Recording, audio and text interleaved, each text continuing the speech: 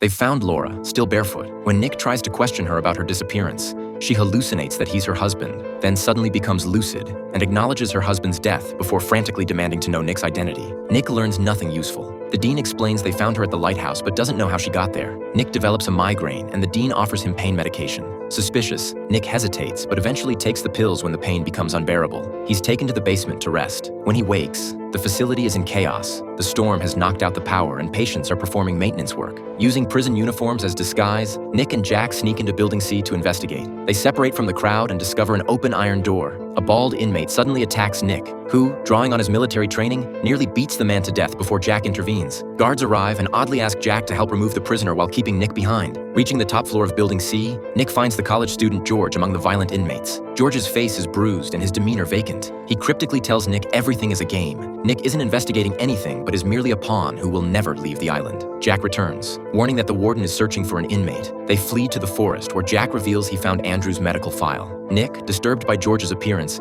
becomes convinced the facility is conducting experiments. He decides to investigate the lighthouse, the only place he hasn't explored. At the cliff edge, Nick realizes there's no direct path to the lighthouse. He suggests circling through the forest to find another approach where they might climb down and swim across. Jack, having confirmed the existence of patient 67 through Andrew's file, refuses to risk the dangerous climb. Nick decides to go alone, asking Jack to wait. After circling through the forest, Nick discovers the cliff is too steep to descend. When he returns to their meeting spot, Jack has vanished.